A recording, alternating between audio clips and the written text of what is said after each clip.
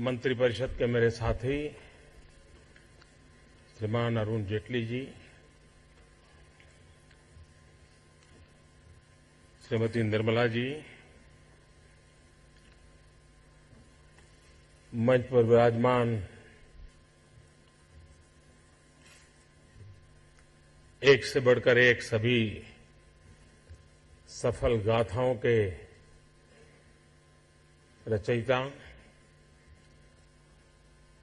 और मेरे सामने उपस्थित एनर्जेटिक इंडिया के सभी नौजवान साथियों,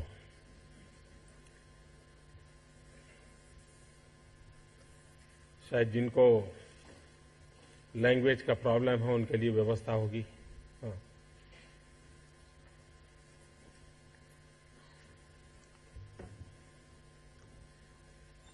आज सैटरडे है। सरकार का स्वभाव छुट्टी का होता है।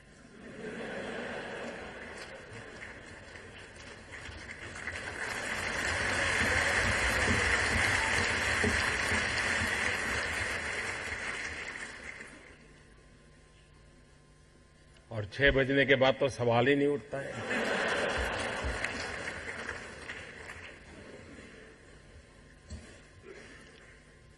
अगर कोई आपको पूछे फर्क क्या है तो फर्क यही है।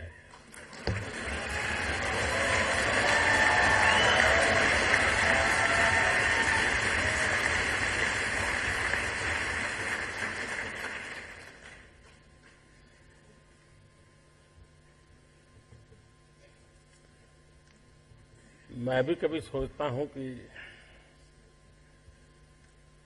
मुझे भी ईश्वर ने आप जैसी कोई ताकत दी होती।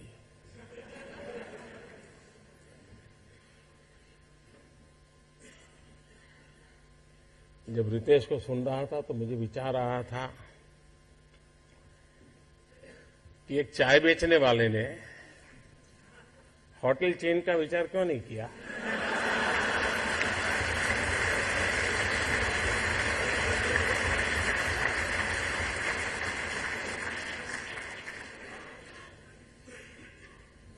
लेकिन हो सकता है कि मेरे नसीब में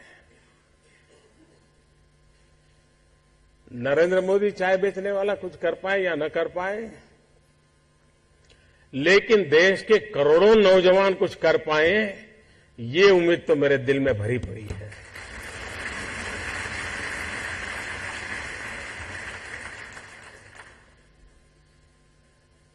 जब मैंने 15 अगस्त को लाल किले से कहा startup India, stand up India,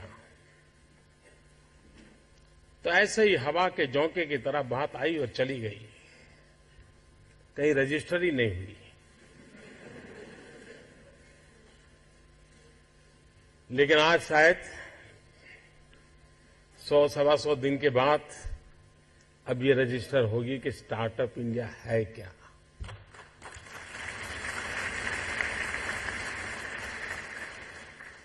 seeing is believing. आज देश भर के आईआईटीज में भी नौजवान आपको देख रहे हैं। देश के कई स्थानों पर युवा इस कार्यक्रम को सुबह से बैठ करके वे भी आपके साथ हिस्सेदार हैं।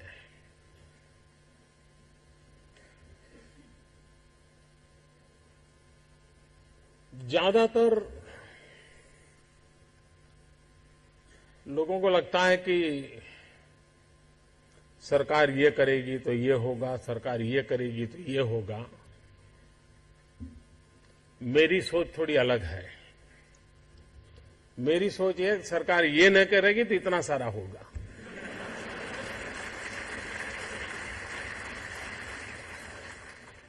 और इसलिए आज आप सबको इसलिए इकट्ठा किया है कि आप हमें बताइए हमें क्या क्या नहीं करना है। 70 साल तक बहुत कुछ किया हमने।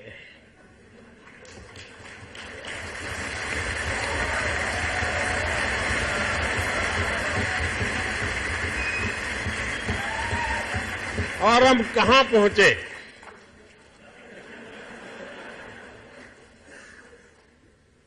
और मैं कहता हूं कि एक बार हम न करने का निर्णय करें तो ये लोग 10 साल में देश को कहां से कहां पहुंचा सकते हैं।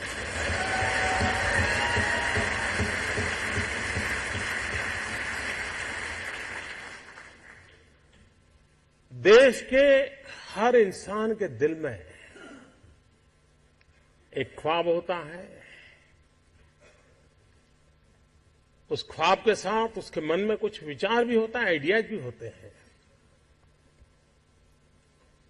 कुछ लोगों के आइडियाज हर दिन पैदा होते हैं और शाम होते होते बाल मृत्यु हो जाता है। लेकिन कुछ लोग होते हैं जो आइडिया के साथ इन्वॉल्व हो जाते हैं, वो उससे बाहर नहीं निकलते हैं और पूरा परिवार परेशान हो जाते हैं कि कुछ करता नहीं, बस इसी में लगा रहता है,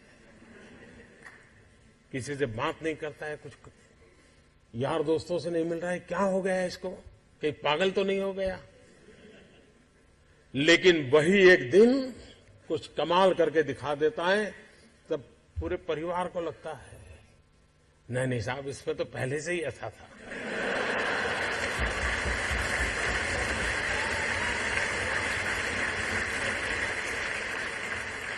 आप में से सबके जीवन में एक अनुभव आया होगा, जो सर्वनाश आपने सुना किसी की मां ने कहा हो या न कहा हो, लेकिन कम अधिक मात्रा में आपको सबको अनुभव आया ही होगा, क्योंकि ज्यादातर ये फर्स्ट जनरेशन एंटरप्रेन्योर है, ऑल स्टार्टअप्स। और जब कुछ सोचा होगा नहीं बेटे अपना काम नहीं, तू कहीं नौकरी कर ले। शुरू में जब दोस्तों ने सुना होगा बहुत मजाक उड़ाया होगा, उपहास किया होगा, जाते आते आपको उसी उपनाम से सुनाते होंगे, ये कुछ करने वाला है, ये करने वाला है। फिर एक पल आया होगा, सारी दौर विरोध हुआ होगा, सब दूर परिवार के लोगों ने विरोध किया होगा, नहीं ये नहीं करना है, जाओ कमाओ, नौकरी कर लो, देखो उसका पहचान है, वो नेताजी को जानते हैं, जाओ उसको मिल लो।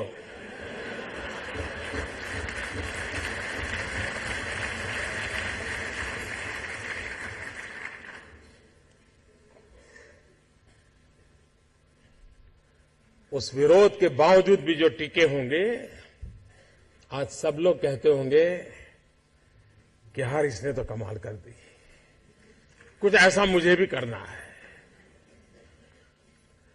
हर किसी के स्टार्टअप की जिंदगी की यही कहानी है। एक भीतर से एक ऊर्जा होती है, भीतर में एक सपने होते हैं, उसके साथ खप जाने का इरादा होता है, तब जाकर के परिस्थितियां पलटती हैं। और दुनिया में हर किसी ने यही किया होगा। कभी आज हम सोचें कि 1423 आई थिंक 1423 कोलंबस जब निकला होगा, क्या मिलने वाला था?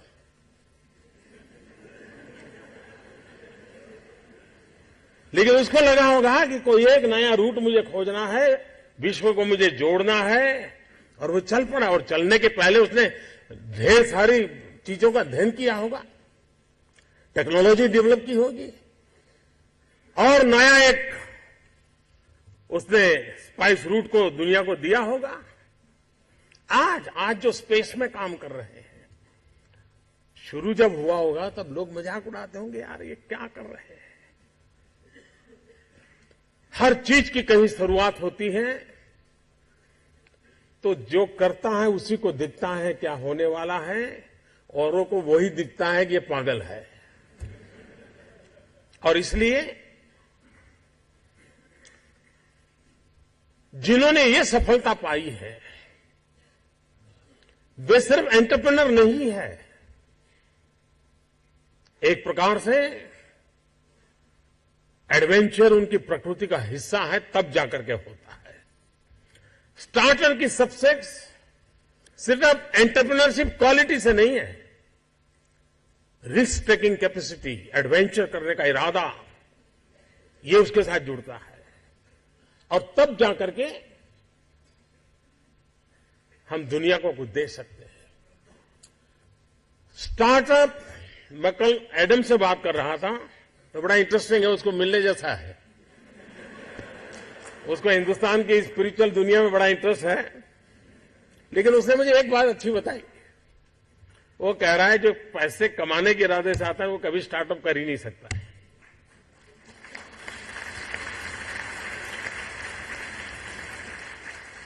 जो कुछ करने के इरादे से आता है, पैसे उसके लिए बाय प्रोडक्ट होते हैं। और आप सबने देखा होगा कि आप लोगों ने जब शुरू किया होगा तब आपने बैंक बैलेंस क्या होगा ये कभी नहीं सोचा होगा, लेकिन किसकी जिंदगी में क्या बदलाव लाता हूं यह सोचा होगा, तब हुआ होगा। कुबेर कुबेर बन गया।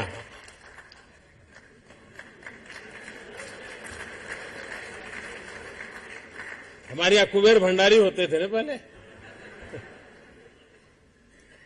मैं नहीं मानता हूं उसने पहले सोचा होगा, उसने पहले यही सोचा होगा कि भाई ये लोगों की समस्या का मैं समाधान कैसे करूं, सस्ते में कैसे करूं, और उसमें से एक व्यवस्था विकसित हो गई।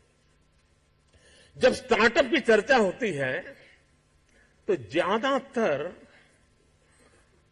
आईटी के आसपास ही सोचा जाता है, और अब हर कुछ कितने कदम दूर है, बस ऐप के पास पहुंच के हो गया। हर समस्या का समाधान ऐप। खैर मैं उससे बहुत बेनिफिशियल हूं, क्योंकि मैं नरेंद्र मोदी ऐप शुरू किया है।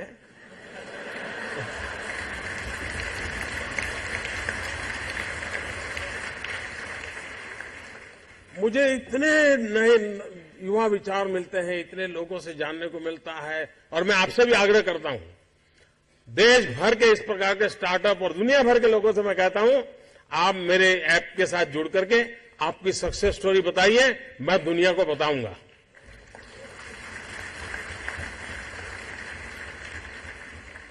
क्योंकि यही वायरल होने वाला है, सक्सेस स्टोरी ही वायरल होने वाली है, और लोगों का मन मंदिर जो है वो सफलता को जकड़ने वाला है। निराशा का माहौल चला गया, वो दिन पूरे हो गए। आशा, विश्वास, कर गुजरने का इरादा, ये समय के नजर आ रहा है, और वही स्थितियों को बदलता है, वही परिस्थितियों को परिवर्तित करने के लिए ताकत रखता है। और वो मैं अनुभव कर रहा हूं। और आज मैं जैसे ही यहां एंटर हुआ, सबने मुझे एक ही रिपोर्ट किया, साहब क्या एनर्जी है सब इस कार्यक्रम में। ये विज्ञान भवन को पहली बार भरा नहीं है, लेकिन एनर्जी पहली बार भरी है। मैं अभी बाहर आपका वर्चुअल एग्जीबिशन देख रहा था, वहां मुझे एक सिंपल चीज किसी ने बताई। एक ऐसा ही पैड था हार्डबोर्ड का, और बेल्ट था।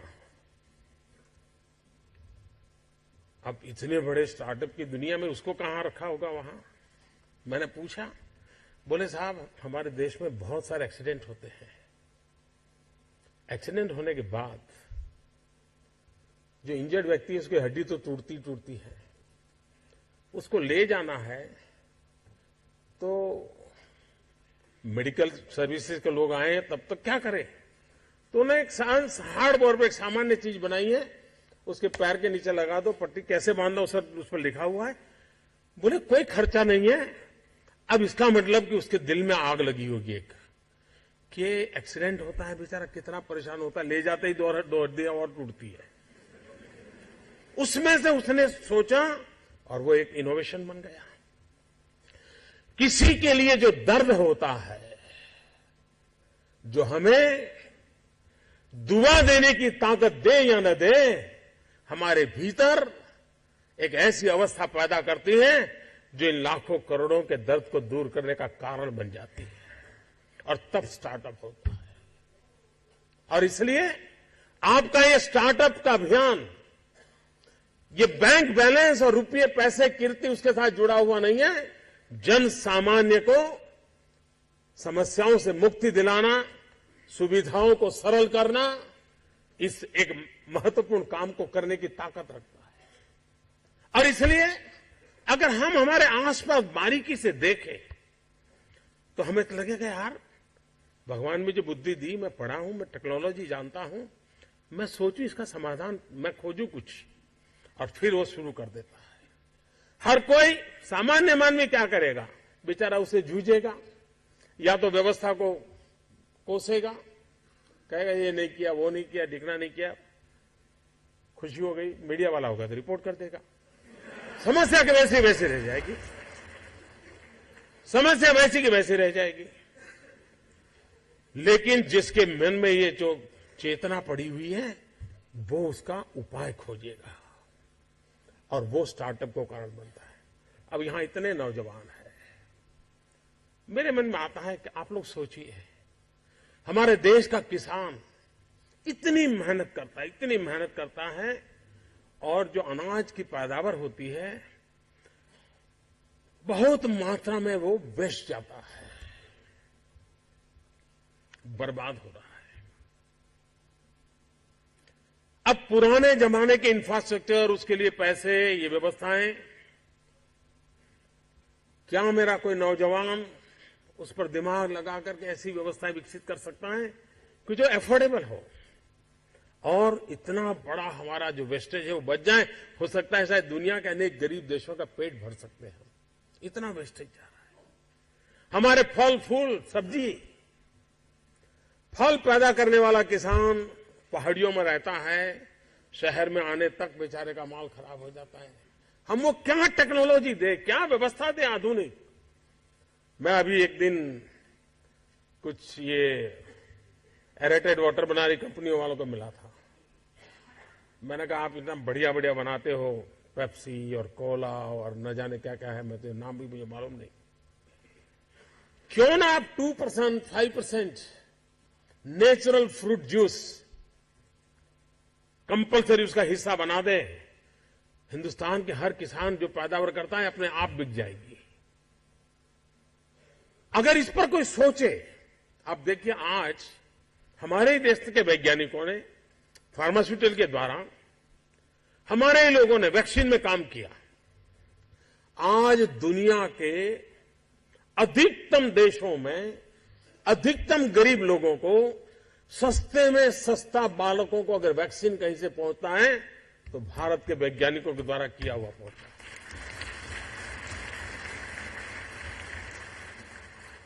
और इन दिनों जितने भी लोग मुझे मिलते हैं वो कहते हैं साहब हमारी मांग बहुत है, उसके प्रोडक्शन के लिए और क्या रास्ता निकाले। लोग अपना डोनेशन देने के लिए तैयार होते हैं कि हमने जो भारत के लोगों ने जो वैक्सीन की दिशा में कितने करोड़ों करोड़ों बालकों की जिंदगी बच रही है। जिसने लैब में बैठ करके काम किया होगा, जिसने कंसेप्ट सोचा होगा, उसकी तो उस समय पहचान नहीं हुई होगी, लेकिन आज लगता है कि उसने कितनी बड़ी मानवता की सेवा की। हम ऐसी कौन सी चीजें करें जिसके कारण हमारे यहां, अब जैसे हमारे एटॉमिक एनर्जी वालों ने ओनियन को लंबे समय तक बचाने के लिए काफी व्यवस्था विकसित की है, क्योंकि प्याज के दाम कभी ऊपर कभी नीचे चले जाते हैं तो सरकारों का सांस भी ऊपर नीचे हो जाता है। लेकिन क्यों तो उसको लंबे समय रहता नहीं, खराब हो जाता है। उत्पादन ज्यादा हुआ तो भी किसान मरता है, उत्पादन कम हुआ लेकिन उसको प्रिजर्व करने की व्यवस्थाएं अगर विकसित होती है, एटॉमिक एनर्जी वाले इस पर काफी काम कर रहे हैं, लेकिन वो इतना कॉस्टली होता है। क्या हमारे स्टार्टअप की दुनिया के नौजवान ऐसी चीजों में जाएं? आईटी के दायरे से बाहर निकल करके हम और ऐसे छोटे छोटे पुर्जे, अब भारत में जुगाड़, मैं समझता हूं शायद ऐसा इनोवेटिव इंडिया दुनिया में कहीं नजर नहीं आएगा जी। आप हर व्यक्ति के पास कोई न कोई इनोवेशन है। मैंने ऐसे लोग देखे हैं कि बिजली नहीं है तो अपनी मोटरसाइकिल से पंप चलाते हैं और पानी निकालते हैं और खेत में पानी पहुंचा देते हैं। उसने अपने तरीके से ढूंढा होता है। ऐसे जुगाड़ करने वाले लोगों की कमी नहीं है, लेकिन वो जुगाड़ करता है, अपनी व्यवस्था को संभाल लेता है। लेकिन अगर हमारे पास उस प्रकार की दृष्टि हो, दर्शन हो, देखे तो हमें स्पार्क होता है, यार इसको मैं स्केलेबल करूं, ऐसी एक व्यवस्था में बना दूंगा। हम जब मेक इन इंडिया कहते हैं तो मेक फॉर इंडिया भी है, क्योंकि 125 करोड़ का देश है, इतना बड़ा मार्केट है, लेकिन हम चाहते हैं कि वो फुल प्रूफ कैसे बने, आसान कैसे हो और सामान्य मानवी के लिए वो इजीली एक्सेसिबल कैसे हो। ये अगर व्यवस्थाएं देने में हम सफल होते हैं, और मैं मानता हूं कि हमारे देश का नौजवान हमारी अपनी समस्याओं को, यहां किसी ने कहा कि मैं अगर उस देश को उसकी समस्याओं को समझूंगा, शायद तिवारी ने कहा, मैं अपनी समस्याओं को समझूंगा तब जाकर के मुझे रास्ते खोजने का सूझेगा। और ये जितना हमारा बढ़ेगा, देश के विकास के लिए बहुत संभावना है। उन संभावनाओं को लेकर के, छोटी छोटी आवश्यकताओं से लेकर के बड़ी बड़ी, और स्टार्टअप का मतलब ये तो नहीं है कि हर किसी के पास $1 बिलियन का काम हो रहा है और 2000 लोग काम करें, जरूरी नहीं है। 5 लोगों को भी अगर मैं रोजगार देता हूं तो मेरा स्टार्टअप मेरे देश को आगे बढ़ा रहा है।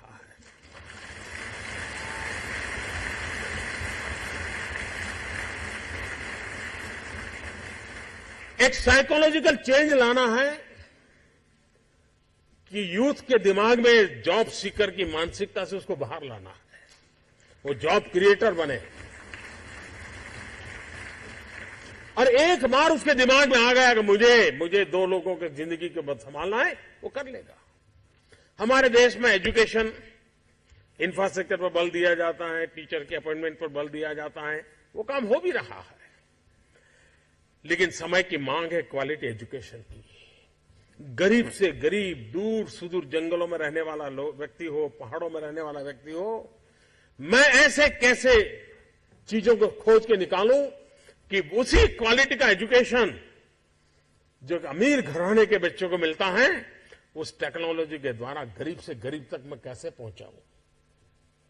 और देश तब बदलेगा कि हम समाज के आखिरी इंसान को इस सुविधाओं से लाभान्वित करके उसकी जिंदगी बदलने का अवसर दें। हमें उसको फीड करने की जरूरत नहीं पड़ेगी। अगर उसको क्वालिटी एजुकेशन मिलता है तो वहां भी ऐसे स्पार्क वाले बच्चे होंगे जो उठ करके खड़े हो जाएंगे और दुनिया बदल देंगे। हेल्थ सेक्टर, आज हेल्थ सेक्टर ज्यादातर डॉक्टरों पर डिपेंडेंट कम है, टेक्नोलॉजी पर डिपेंडेंट है। डॉक्टर भी खुद टेक्नोलॉजी पर डिपेंडेंट है। मशीन तय करता है कि तुम्हें क्या तकलीफ है, फिर डॉक्टर कहता है ठीक है, मैं किताब देखकर के ले लो। इसका मतलब हेल्थ सेक्टर में टेक्नोलॉजी इनोवेशन की संभावनाएं बढ़ती चली जा रही है। लेकिन भारत जैसे देश में ये अफोर्डेबल कैसे हो, ये हमारे सामने चुनौती है। सस्ते में सस्ता व्यवस्था का कैसे बने, इस पर हम सोचे, नएपन से सोचे। और इसलिए स्टार्टअप कहने के बाद कुछ लोगों की सोच होती है तो बड़ा हाई फाई होगा, लैपटॉप के बाहर दुनिया कुछ नहीं होगी, मोबाइल से जुड़े होंगे। ऐसा नहीं है। ये लोग हैं जिन्होंने कोई न कोई कमाल किए। यहां हर प्रकार के लोग हैं। आप देखिए हैंडीक्राफ्ट, भारत का हैंडीक्राफ्ट दुनिया में अपना डंका बजाए, ऐसी आप ऐप बना करके दुनिया में प्लेटफॉर्म क्यों न खड़ा करें। सिर्फ ई कॉमर्स नहीं,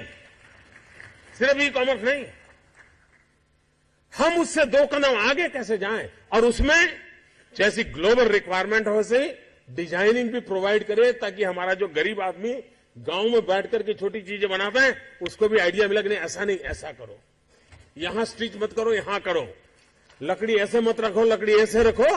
वो अपने आप बदलता रहेगा और आपकी रिक्वायरमेंट को पूरी करेगा। इसके लिए जो कनेक्टिविटी चाहिए, ये बड़ी रिक्वायरमेंट है। और ये काम आप नौजवानों के दिमाग से हो सकता है। और इसलिए मैं जब कहता हूं स्टार्टअप इंडिया, तो मैं मान के चलता हूं स्टैंड अप इंडिया। इसके लिए मुझे अलग सोच करने की जरूरत नहीं है।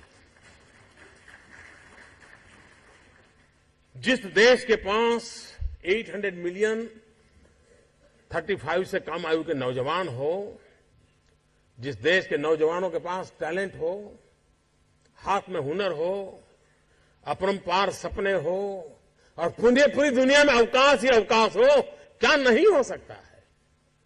आज मैं आईटी प्रोफेशनल से कहना चाहूंगा, विश्व के किसी भी दुनिया के देश के नेताओं से मैं मिलता हूं, दुनिया का कोई भी डेलीगेशन आता है, उनकी जो बातों होती है उसमें एक चिंता हर एक को सता रही है और वो है साइबर सिक्योरिटी।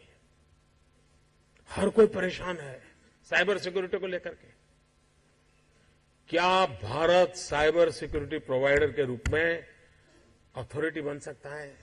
एक बार हिंदुस्तान का ब्रांड का साइबर सिक्योरिटी का सॉफ्टवेयर मिल गया, अब दुनिया की कोई ताकत उसको हिला नहीं सकती। ये कर सकते हैं क्या? मानव जात के लिए चुनौती आवश्यक है, क्योंकि सरफरे लोग तो हैं जो तबाही करने पर तुले हुए हैं, लेकिन हम मानवता को बचा भी तो सकते हैं। हमारे पास इस प्रकार के लोग हैं। और ये भी सही है, भारत के पास मिलियंस ऑफ मिलियन प्रॉब्लम है, कोई इनकार नहीं कर सकता है। लेकिन एट द सेम टाइम मुझे इस बात का भरोसा भी है कि बिलियंस ऑफ बिलियन माइंड भी है। अगर मिलियन प्रॉब्लम है तो बिलियन माइंड भी तो हमारे देश में है। हर स्टार्टअप के पीछे कोई न कोई समस्या के समाधान का इरादा रहना चाहिए। और जब किसी स्टार्टअप के पास समस्या के समाधान का इरादा होगा तो उसकी संतोष का लेवल भी कहीं कुछ और होगा जी। जब किसी की जिंदगी में बदलाव लाता है तो उसको एक सेटिस्फेक्शन मिलता है।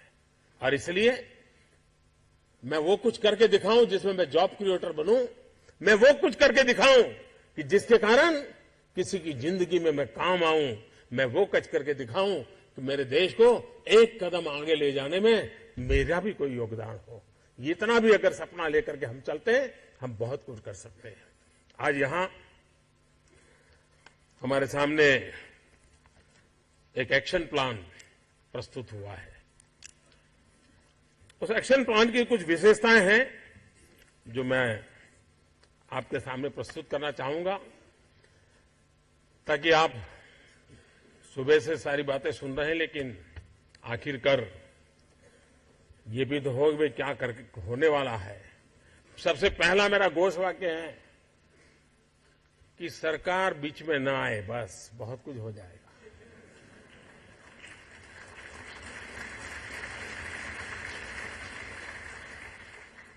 और उसी विचार के आसपास जो की चीजें बनाई है, एक तो हमने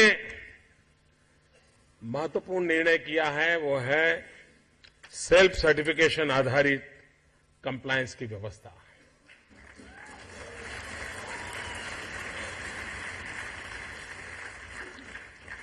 स्टार्टअप्स के लिए नौ श्रम और पर्यावरण कानून जो आपको प्रभावित करते हैं के संबंध में सेल्फ सर्टिफिकेशन को हमने इंट्रोड्यूस किया है। और एक बात, 3 साल तक कोई इंस्पेक्शन नहीं होगा।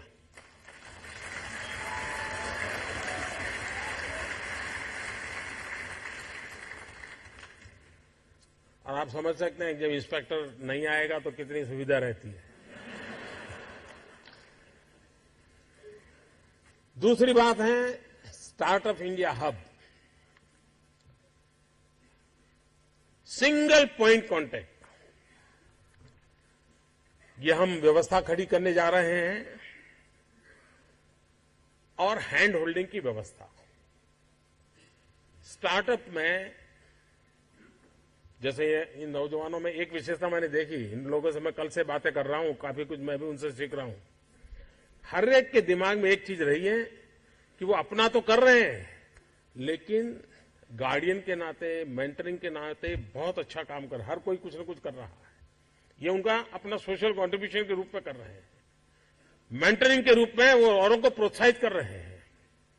और इसलिए हैंड होल्डिंग की व्यवस्था, उस पर हम बल देना चाहते हैं। एक मित्र के रूप में, एक सलाहकार के रूप में, एक साथी के रूप में सरकार कैसे आपके साथ काम करे। मोबाइल ऐप और पोर्टल इस वर्ष की 1 अप्रैल से स्टार्टअप्स के लिए ऑनलाइन पोर्टल और एक मोबाइल आधारित ऐप से जरिए संचालित होने वाला एक छोटा सा फॉर्म शुरू किया जाएगा।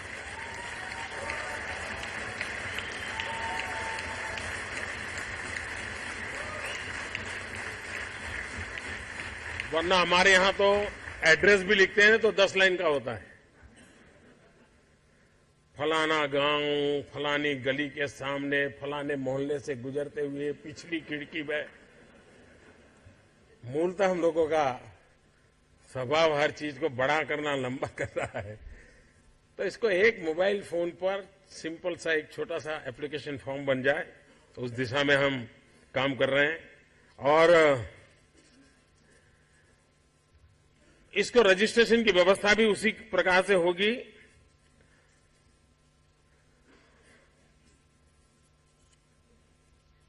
एक और प्रॉब्लम रहता है स्टार्टअप के लोगों के लिए, पेटेंट का।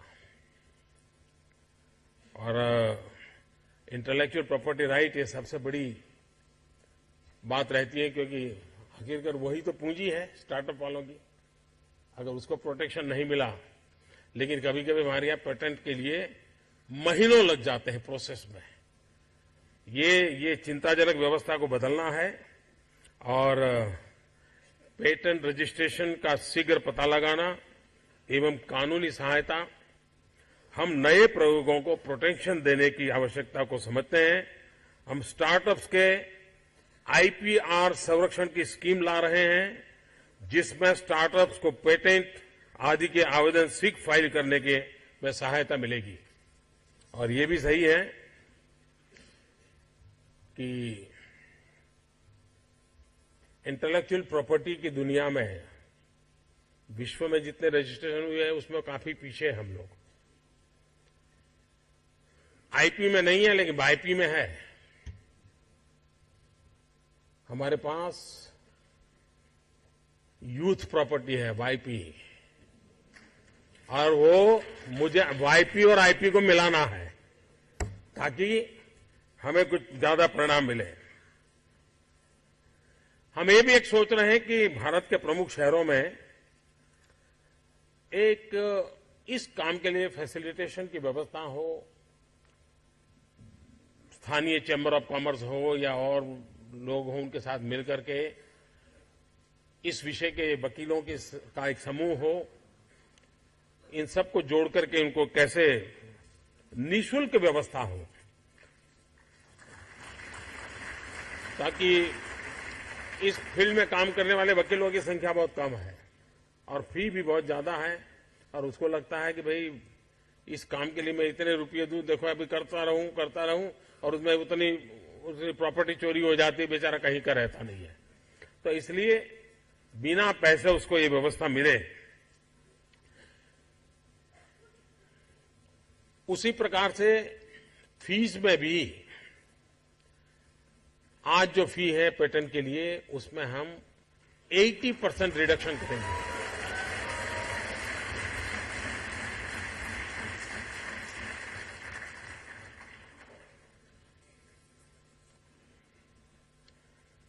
क्योंकि देखिए भारत का भविष्य भी इनोवेशन और क्रिएटिविटी में है, और इनोवेशन और क्रिएटिविटी को जितना हम बल देंगे उतना ही हमें परिणाम मिलेगा। हम स्टार्टअप्स के लिए सार्वजनिक खरीद की शर्तों में भी छूट देने का निर्णय कर रहे हैं। सरकारी खरीद में स्टार्टअप्स को बढ़ावा देने के लिए हम एक्सपीरियंस एंड टर्नओवर के आधार पर स्टार्टअप को छूट देंगे। हमारा देश में क्या प्रॉब्लम है, कोई भी काम है तो पूछते हैं कितना टर्नओवर है। वो कहता है मौका दोगे तभी तो टर्नओवर शुरू होगा। या कोई काम देते बोले कितना एक्सपीरियंस, वो कहता है भाई एक्सपीरियंस की शुरुआत तो करो कहीं से। और इसलिए नए के लिए दरवाजे बंद करने की व्यवस्था है। हम उसमें छूट देने की दिशा में बहुत सीरियसली आगे बढ़ना चाहते हैं ताकि क्वालिटी को, हाँ उसमें कॉम्प्रोमाइज नहीं होना चाहिए, लेकिन नया है इसलिए उसको मौका न मिले, ये स्थिति तो बदलनी है, तभी नौजवानों को अवसर मिलेगा।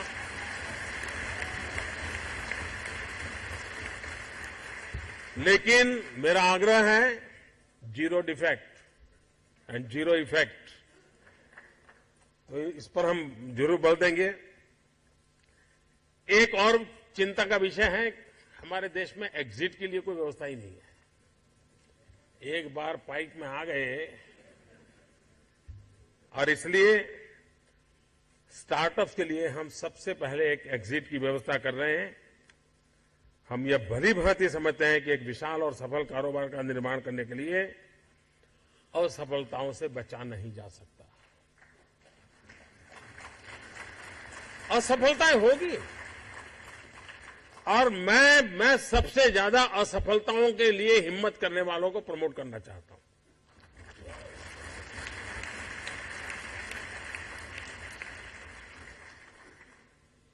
जो पानी से भागता है वो कभी तैरना नहीं सीख सकता है।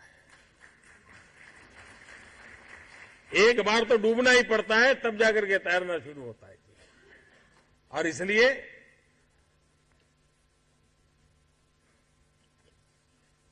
इस बात को ध्यान में रखते हुए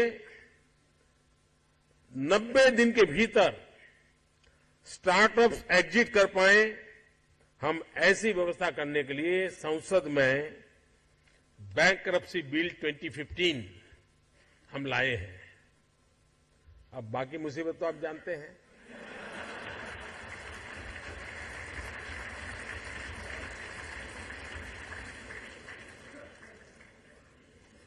अब आप नौजवान अपने ट्विटर फेसबुक की दुनिया में मैसेज दीजिए, काम अटका पड़ा है पार्लियामेंट में।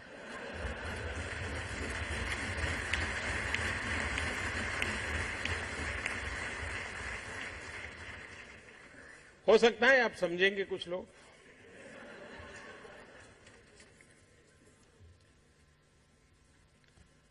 फंड ऑफ फंड्स,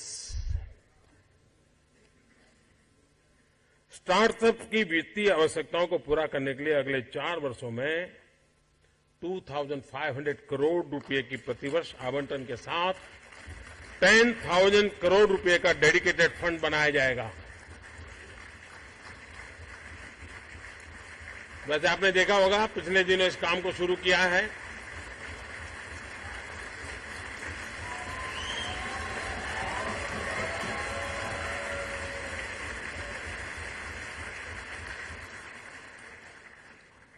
स्टार्टअप्स के लिए क्रेडिट गारंटी फंड, आपके फंड संबंधी आवश्यकताओं में सहायता करने के लिए हम अगले 4 वर्षों में प्रति वर्ष 500 करोड़ रुपए की निधि के साथ आपके क्रेडिट गारंटी स्कीम लाएंगे। और इसके कारण मैं समझता हूं काफी सुविधाएं आपकी बढ़ जाएगी। उसी प्रकार से टैक्स इंसेंटिव्स, स्टार्टअप्स के लिए वित्तीय संसाधनों को बढ़ाने के लिए हम सरकार द्वारा मान्यता प्राप्त फंड्स के निवेश किए जाने वाले कैपिटल गेन टैक्स की छूट देना चाहते हैं। अब बाकी बात तो फाइनेंस मिनिस्टर करेंगे, लेकिन मैंने उनकी हाजिरी में बोल दिया है तो गाड़ी आगे चलेगी।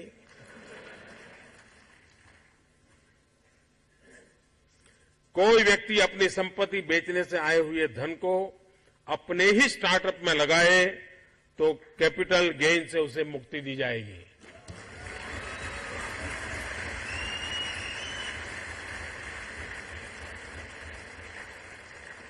स्टार्टअप से प्रॉफिट को 3 साल के लिए इनकम टैक्स से मुक्ति दे दी जाएगी।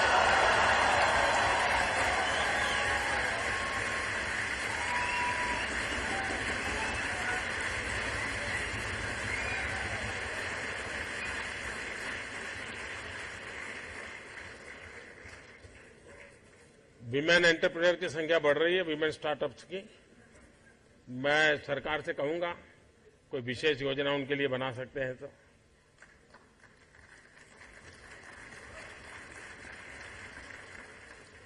हम फेयर मार्केट वैल्यू के ऊपर इन्वेस्टमेंट पर लगने वाले टैक्स से संबंधित आपकी समस्याओं का समाधान भी करेंगे।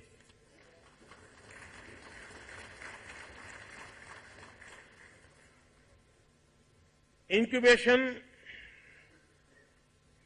एंड इंडस्ट्री एकेडेमिया, ये बहुत महत्वपूर्ण व्यवस्था है, क्योंकि इसके बिना इस विषय को डेवलप नहीं किया जा सकता। और इसके लिए अटल इनोवेशन मिशन एम विश्व स्तरीय इनोवेशन हब को बढ़ावा देने, टेक्नोलॉजी आधारित स्टार्टअप्स को कॉम्पिटिटिव बनाना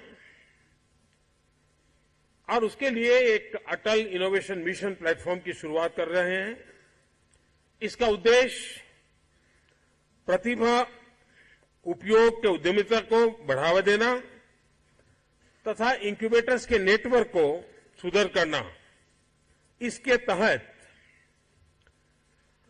सेक्टर स्पेसिफिक इंक्यूबेटर्स को निर्माण करना है। 500 टिंकरिंग लैब्स तैयार होंगे। प्री इंक्यूबेशन की अलग व्यवस्था की जाएगी। मौजूदा जो इंक्यूबेशन सेंटर हैं उसको और बलवान बनाया जाएगा और स्टार्टअप्स को सीड कैपिटल भी दिया जाएगा।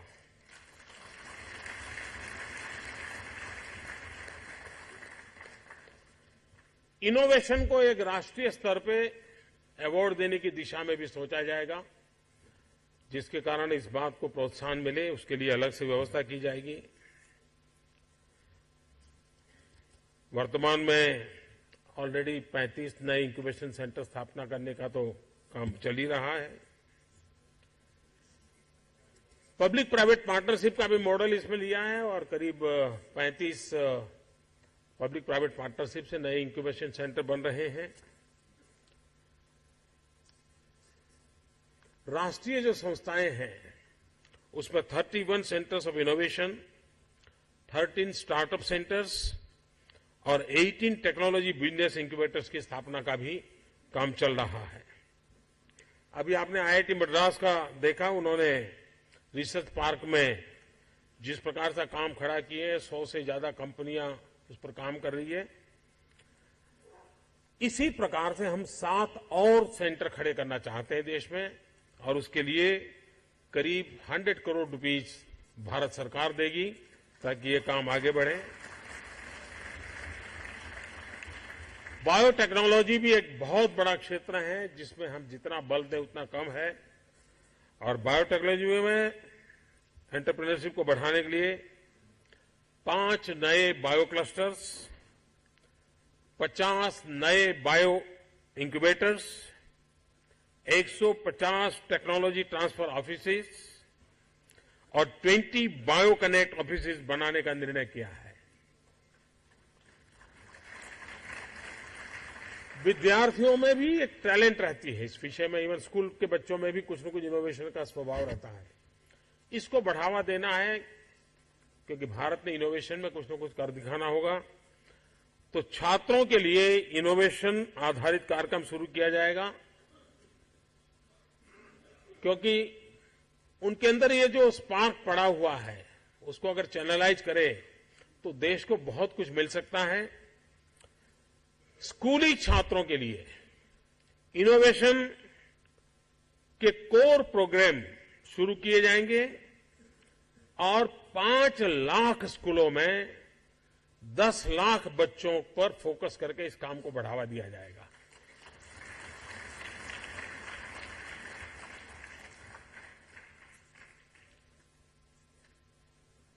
इंक्यूबेटर ग्रांड चैलेंजेस, सरकार 10 ऐसे इंक्यूबेटर की पहचान करेगी जो वर्ल्ड क्लास बनने की क्षमता रखते हैं।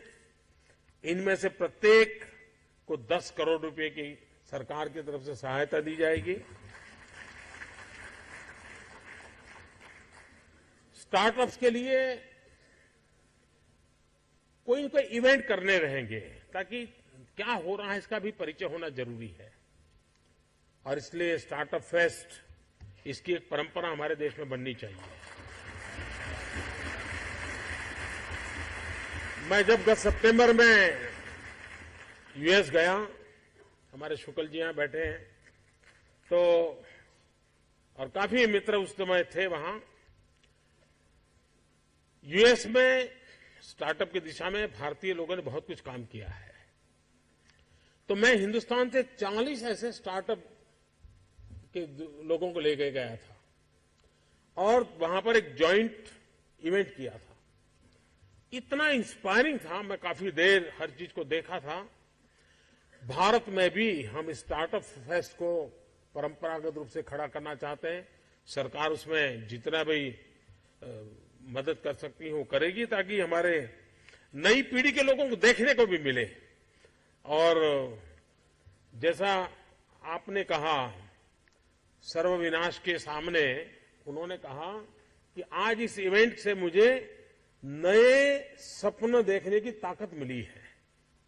अब ये अपने आप में बहुत बड़ा संदेश है। अगर हम लगातार इस बात को करते रहते हैं तो हमारे नए लोगों को भी, जो उनके मन में कुछ पड़ा होगा, तो उनको एक अवसर मिल सकता है और उसका एक नेटवर्किंग भी अच्छा कर सकता है। तो जो योजना को मैंने आज अभी आपके सामने प्रस्तुत किया है, इसके कुछ पहलू मैंने आपके सामने रखे हैं। मुझे विश्वास है कि ये इवेंट आने वाले दिनों में भारत की युवा पीढ़ी को, भारत की टैलेंट को, भारत के लिए, मानवता के लिए कुछ न कुछ नया करने की ताकत देगी, प्रेरणा देगी। मेरी सभी नौजवानों को हृदय से बहुत बहुत शुभकामनाएं हैं। विश्व के अनेक भागों से जो लोग आए हैं, मैं उनका हृदय से आभार व्यक्त करता हूं, क्योंकि उन्होंने आकर के सबका हौसला बुलंद किया है और भारत बहुत तेजी से आगे बढ़ रहा है, आगे बढ़ने वाला है और उसमें आप लोगों की अहम भूमिका रहने वाली है।